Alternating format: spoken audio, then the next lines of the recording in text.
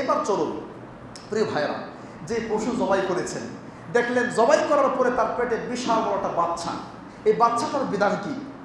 আবু দাউদের 2827 নম্বর হাদিস, আবু সাঈদ খুদরি রাদিয়াল্লাহু তাআলা আনহু বলেন, আমি আল্লাহর নবীকে জিজ্ঞেস করলাম, আল্লাহর নবী, নাজবাহুল বাকারা ও নাজবাহুস শাতা, আমরা গরু এবং ছাগল মাঝে মধ্যে জবাই করি, ও নানহারুন নাকা, এবং উটকে নহর করি, ফানাজিদু ফিহা আল জানিন, জবাই করার পরে দেখি উটের পেটে বাচ্চা, ছাগলের পেটে বাচ্চা, গরুর পেটে বাচ্চা, আফানা আনুলকিহি আম নাআকুলুহা, বাচ্চাটাকে ফেলাই দেব না খেয়ে ফেলবো?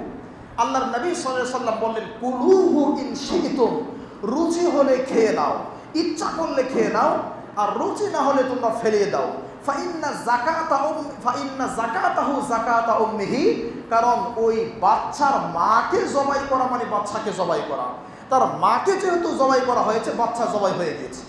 উল্লেখ্য যে প্রাণী জবাই করার পরে ওই ব্রণটা যদি জীবিত থেকে যায়, তাহলে কিন্তু ওটা খাওয়া যাবে না, ওটাকে জবাই করে খেতে হবে। আর ব্রণ যদি মৃত হয় মাকে জবাই করার কারণে, তাহলে খাওয়া যাবে। এটা বিজ্ঞানী উল্লেখ করেছেন। সর্বশেষ একটি গুরুত্বপূর্ণ মাসআলা, রাসূলুল্লাহ সাল্লাল্লাহু আলাইহি ওয়াসাল্লাম বলছেন, মা কুতিআ মিনাল বাহিমা ওয়া হিয়া হাইয়াতুন ফাহিয়া মাইতাতুন, চতুষ্পদ প্রাণীর একটা অংশ আপনি কেটে খেয়ে ফেলছেন, কিন্তু প্রাণীটা এখনো জীবিত।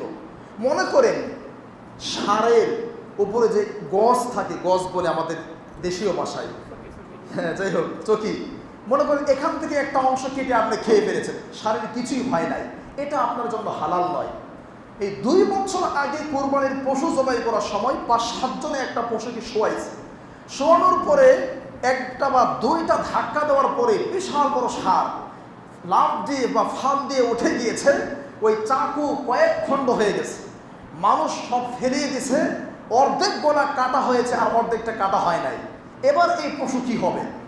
আবার খুব তড়িৎ গতিতে তাকে শুয়ে ধাও দিয়ে, দাও ছিল দাঁড়ানো ধাও, ওই দাও দিয়ে বা দা দিয়ে তারা এটা বাকিটা জবাই করেছে।